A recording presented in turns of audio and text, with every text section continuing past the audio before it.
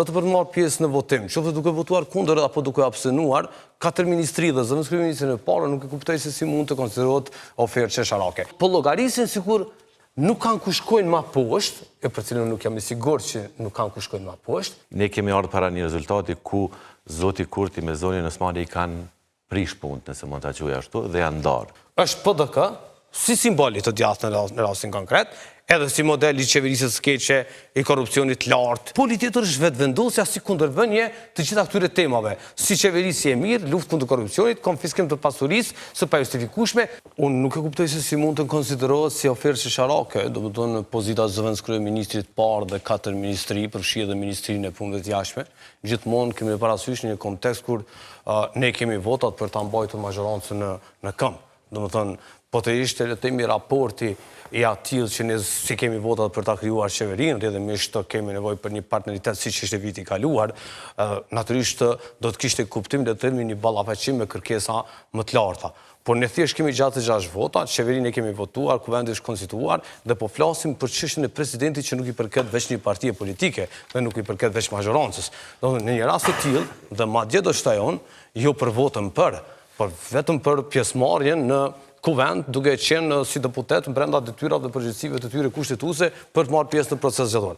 Domethënë, vetëm për të ardhur në seancë, vetëm për të marrë pjesë në votim, qoftë duke votuar kundër apo duke abstenuar, 4 ministri dhe zëvendës kryeministrin e parë nuk e kuptoj se si mund të konsiderohet ofertë qesharake. Por kjo flet më shumë në fakt për vetë ata dhe për le të themi mungesën e vullnetit total të tyre për sa i përket çështjes së presidentit, duke mos dashur për t'i dhënë vendit një zgjidhje dhe një president dhe duke u barikaduar për t'i dhënë më shumë në pozicionin e tyre për t'i shmangur, për t'i krijuar, për t'i provokuar zgjedhjet e parakohshme sërish, pashka se duket absurde në këtë kontekstin tonë le të themi edhe politik edhe publik, sepse ne kishim zgjedhjet para 4 muajsh, ndërkohë që kishim zgjedhjet paraprake në fillim të vitit të kaluar. Domethënë ne praktikisht po hym në vitin e dytë në një betejë, le të themi botkuptimesh në fund të fundit për sa i përket mënyrës së qeverisjes dhe orientimit të politik të vendit, sepse nuk kuptohet ndryshe gjithë ky le të themi kjo bllokadë edhe vitin e kaluar dhe këtë vit, sepse unë nuk i shoh si të shkputura. Domethënë është thjesht fazë tjetër e një le të themi skeme të njohur që e kemi parë gjatë. Pikërisht pse nuk ua keni nevojën atyre, nuk keni nevojë për votën e tyre, këtu është droja që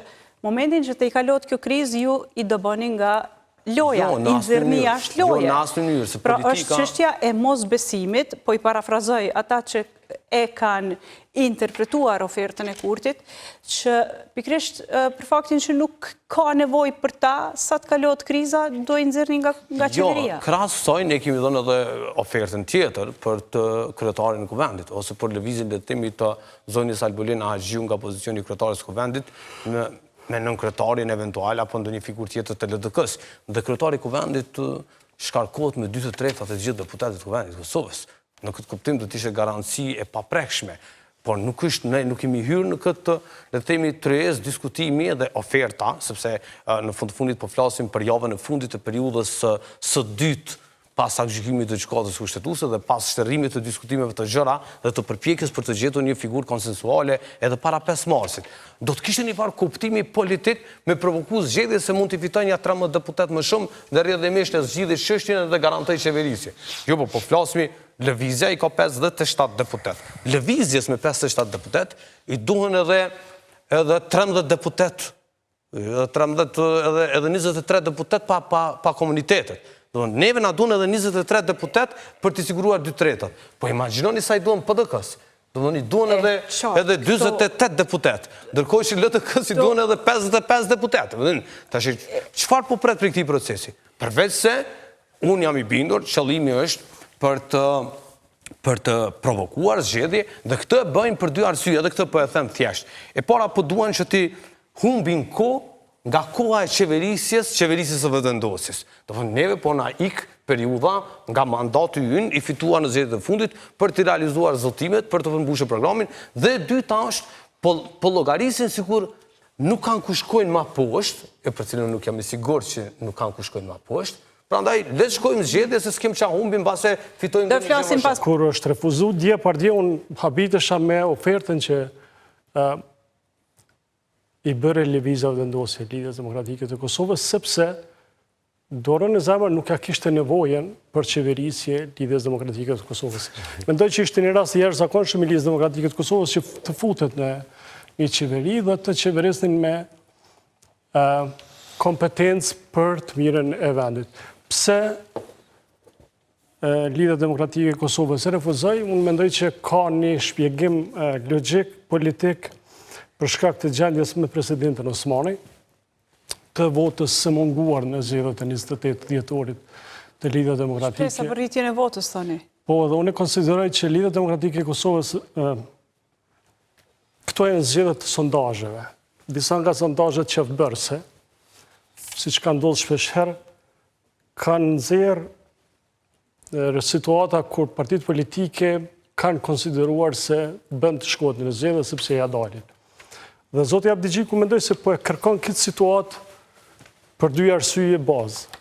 E para që të arrisë demokratike aq sa mund të rritet bashkë në zonën Osmani se do të jetë brenda Lidhjes Demokratike të Kosovës dhe nesër eventualisht nëse do të kemi dobësim të lëvizjes vetëvendosja dhe pa mundësi që lëvizja vetëvendosja ta krijojë vetë me qeverinë, në një formës e tjetër, patjetër do ta merr njërin nga tre pozicionet kyçe shtetërore. Po dhe LDK po thotë që ashtu donte marrëveshje klasike, mbrëm, u tha që marrëveshje klasike donte LDK. Jo në këto rrethana kështu. Po kur nuk e ka shpjeguar çdo më thon marrëveshja klasike, dhe ky është një problem. Nuk do në kuptoj një koalicion pak më i natyrshëm që në fillim kur u bë qeveria, ndoshta në atë po aludojnë. Shiko, Moza, kemi me atë marrëveshje klasike. Zgjata pak, kemi një hipokrizi politike këto në këtë rast, sepse gjatë gjithë vitit 2025 kemi pas lutje nga lëvizja vetëvendosje për Lidhjen Demokratike për këtë koalicionin klasik. Pastaj u nis ky muhabeti i parë, takimi i parë Abdigjiku Kurti e pas zgjedhjeve. Unë nis, kur bisedoj për presidentin, unë nis me tokfjalshin qeveri me marrëveshje klasike. Në ndërkohë dje thanë, nes kemi biseduar për qeveri, deshtu president. Pra kemi hipokrizi politike e cila na shpërfaq sheshazi nevojën e Lidhjes Demokratike të Kosovës për të treguar një forcë tjetër mas. Qysh prej 5 marsit unë mendoj që ka përfundu kjo muhabet. Mundësi për marrëveshje politike s'ka pas. Edhe kam thënë edhe para këtij takimit fundit zotit Kurti me zotin Abdigjiku që opozita s'ka asnjë arsye të ketë një marrëveshje më. Opozita është e vendosur, ka qenë e vendosur edhe më herët, edhe para 5 marsit, lere më pas vendimit të gjykatës kushtetuese, që të shkohet në zgjedhje prapë. Dhe ky ka qenë qëllim legjitim i tyre, pasi që partitë opozitare kudo do të lypin metoda që ta çojnë vendin në zgjedhje me shpresën që të ndryshon diçka. Kam thënë po ashtu në emisionin e juaj, në momentin kur jam përfunduar zgjedhjen e 28 dhjetorit dhe para certifikimit të rezultateve në janar, kam bërë thirrje biles që zoti Kurti ta bëj ofertën e njëjtë për LDK-n sikur se kishte bërë vitin e kaluar, pa marrë parasysh faktit që i kishte 51%, duke pas parasysh që vije koha e zgjedhjes së presidentit dhe nuk ke vota për president. Dhe në momentin kur ti je në proces të themelimit të një qeverie, të mos konsiderosh marrëveshje politike me njërin prej partive që do të siguronte ty 2/3 në kuvend, mendoj ka qenë gabim qysh atëherë. Do thoni që atëherë është dashur ta bëj.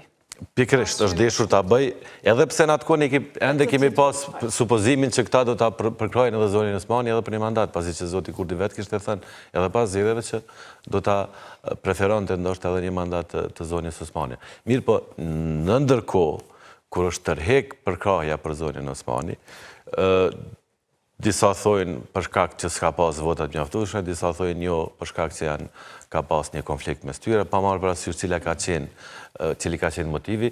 Ne kemi ardhur para një rezultati ku zoti Kurti me zonin Osmani i kanë prish punët, nëse mund ta quaj ashtu, dhe janë ndarë. Dhe kemi pa deklarata të ndryshme edhe për zonin Osmani, kryesisht drejtuar zotit Kurti. Dhe në momentin kur është bën ndarja me zotit Kurti dhe zonin Osmani, aty ka përfunduar çdo mundësi që të arrihet një marrëveshje për presidentin. Pasi që kjo ka qenë një kredit shtesë, ajo që ju ka nevojit opozitës, që eventualisht të shpresoj që të shkojnë edhe një herë në zgjedhje dhe të shpresojnë një rezultat tjetër, që është shumë legjitime. Nuk ka ndodhur në historinë politike të Kosovës, brenda viteve që ne e njohim politikën që edhe para shpalljes së pavarësisë edhe pas, që një subjekt politik të ketë apo të tentoj të ketë 3 pozita kryesore të shtetit Kosovës. Dua ta rikujtoj jo për neve në tavolinë, por për publikun e Kosovës. Presidenti parë, zoti Rugova, nga Lidhja Demokratike e Kosovës, Bajram Rexhepi, kryeministër. Ibrahim Rugova, kryetar kuvend. Jo, duna me përmend për me orë të elementi. Ibrahim Rugova, president, zoti Ramosh Haradinaj, kryeministër. Zoti Sejdiu, president nga Lidhja Demokratike, zoti Thaçi, kryeministër. Gjithashtu pasaj, kishëm zoti Pacolli në tentativën e parë edhe një marrëveshje politike me zotin Jajaga. Ishte gjithashtu pasaj zoti Thaçi, president, ndërkohë që kryeministër ishte Isa Mustafa. Kemi së fundi zotin Albin Kurti, kryeministër, zonin Vjosa Osmani nga lista Guxo, kryetare kuvendit. Është normale, nga është legjitime kërkesa e lëvizjes vetëvendosje ta ketë edhe presidentin. Mirë po, nuk mund të ketë 3 pozita se s'ka ndodhur në histori të Republikës së Kosovës.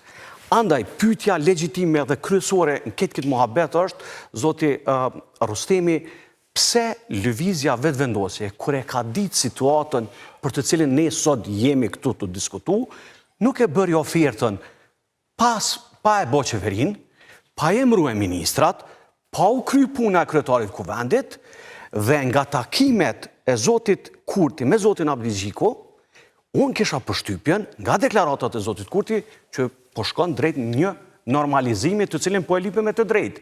Pra, ajo lodha që e përmende me të drejt. Sepse aty thanë që takimet konstruktive. Si dolim fond që kjo ofertë nuk jo bo Lidhjes Demokratike dhe zotit Abdigjiko në fillim, para se të formohet qeveria, po tash, kur tema ishte presidenti dhe ne dulim në tem të bashkëqeverisjes. Pikrisht. Urna. Toj që është së 3 pozitave, e thash edhe në fillim, ky ka qenë slogani përgjithsisht që ka përdorur opozita, dakord, jemi kryetari i kuvendit, një nga 3 pozitat kryesore t'i ofrohet Lidhjes Demokratike të Kosovës ose edhe PDK-s, ne ua kemi ofruar. Vetëm tani së fundi, vetëm tani në fund e dëgjuam atë, jo më herë. Jo opozita, po është historia që ka ndodhur. Teknikisht mandatin e kalur 3 pozitat i ka pas një subjekt.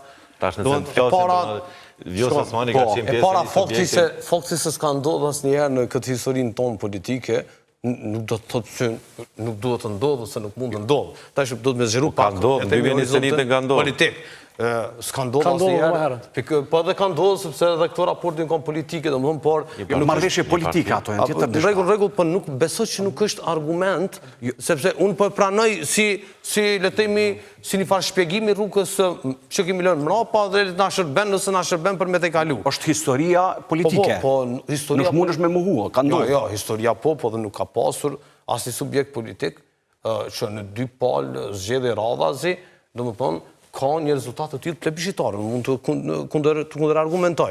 Në raporti ose le të themi krahasimi me kohën e Rugovës është kritikimi ka qenë arsyeja konteksti politik i raporteve më njëherë pas luftës, nuk ka qenë raport votash atëherë. Por nuk po insistojmë dhe nuk kemi insistu. Pyetja ishte pse jo në fillim po tash. Ky nuk është prapë argument. Jo, që kjo është argumenti kryesor. S'është argumenti por, s'është argumentar. Pse s'është argument? Si pse s'është? Është kryesor. Ja pse procesi duhet të qenë serioz. Domthonë, ne kemi dhënë shans mundësisë një presidenti konsensual. Edhe çfarë po i kushton le të themi LDK-s nëse tash e jo para një muaji e gjysmë. 4 ministrat tonë do të shkarkohen për t'i liruar 4 vendet ministra LDK-s. Domethënë, nuk ka asnjë implikim, nuk e di cili është implikimi politik, pse tash e jo para një muaji e gjysmë. Kjo është një kontradiktë që zot fare lehtë. Veç le të dakordohen, në rastin konkret LDK me ofertën që kemi ofruar, ose PDK-s me kryetarin e kuvendit, zgjedhet presidenti dhe ne përballemi me këto. Vetëvendosja, edhe kur ka qenë në opozitë, jo që nuk i ka ikë përgjithësisë politike, publike, institucionale, po e ka kërku përgjithësinë. Në atë kohën e Vlanit, ju kujtohet, me atë raportin me LDK-n, AKën dhe Nismen, patëm kërku veç me udhëheq dialogun me Serbinë. As një pozitë tjetër. As ministra, as zëvendëskryeministër, as president, as kryetar kuvendit, veç dialogun. por ne nuk kemi, Lëvizja Vendosje ka lind si organizatë politike mu përball me këto tema, në vështërësi e në momente më të lehta etj. Po për atë që e tha pak edhe për zonën Osmani dhe atë që tha zoti Ardhullau, Po shkurt se pastaj ka marrë për të djathtën. Unë besoj shumë që në Kosovë, të paktën prej 2017 së tutje, politika e Kosovës ka dy pole, është edhe si mendësi qeverise, është PDK, si simboli të djathtën në rastin konkret, edhe si model i qeverisës keqe, i korrupsionit lartë, i përfitimeve të thella, e të zyrtarëve të lartë të tjerë, por edhe qasjes së gabueshme të dialogut me politikë me Serbin, Elionën Severiut në duar të struktura paralele, dhe poli tjetër është vetëvendosja si kundërbënje të gjitha këtyre temave, si qeverisje e mirë, luftë kundër korrupsionit, konfiskim të pasurisë së pajustifikueshme, zbatim të Kushtetutës së Vendit të Kosovës dhe dëshirë të formatit. Dhe këto tjerat, po du me thonë, ka shumë rëndësi në qëndrojnë mes dhe krejt varet cilit krah do t'i japin, le të themi, mundësi. LDK, historikisht, më shumë e ka favorizue këtë pozicionin e PDK-s, vetëm në të periudhën 2020, pas gjetjes të 2019-ës, 6 muaj ka ardhur në anën Pra ju nuk një pyetje për ju, zoti Rustemi, sepse kanë nxitur debat shumë të ashpër tani deklarata e një deputetit të juaj të bërë në Kuvendin e Kosovës, deputeti Geci, i cili një farë forme shpreh dëshirën e tij që të akuzuarit në Hag të mbeten në burg. Ju si cilësoni deklaratën e tij? Ka nxiti shumë diskutim kjo, cili është qëndrimi juaj lidhur me deklaratën e deputetit Geci? Sinqerisht nuk e kam dëgjuar deklaratën, po qëndrimi i Lëvizjes Vendosje dhe imi personal është i qartë. Madje ne kemi qenë kundër kësaj gjykate që në kryet herës. Drejtuesit e UÇK-s, leadershipi i UÇK-s, po mban padrejtisht në gjykatën e Hagës, ata duhet lirohen sa më parë të kthejnë jetës së tyre, familjeve të tyre, jetës private, politike, nëse nuk e keni dëgjuar, deputeti Geci uran që lideri i PDK-s të ketë fatin e njëjtë me Naim Murselin. Nuk e di se si e ka thënë. Kështu e ka thënë, shumë shkurt. Dhe mund ta pyesni për qëndrimin personal. Qëndrimi i Lëvizjes Vendosje, edhe jemi si deputet i Lëvizjes Vendosje, është i qartë dhe nuk ka psuar asnjëherë asnjë ndryshim. Gjykata speciale ka qenë e padrejtë, ajo nuk do të themeloj asnjëherë. Ata që kanë votuar kanë bërë gabim, dëmet e këtij gabimi po i psojmë edhe po i shohim dhe ata lufta e UÇK-s ka qenë drejtë, pastër, po unë po ta them cilin është kam qëndrimin. Distanconi nga një qëndrim. Unë po e them qëndrimin lëvizjes dhe timin. Domethënë gjykata speciale është e padrejtë, lufta e UÇK-s ka qenë e drejtë, dhe drejtuesit e luftës së çlirimtare duhet të kthehen në Kosovë sa më parë.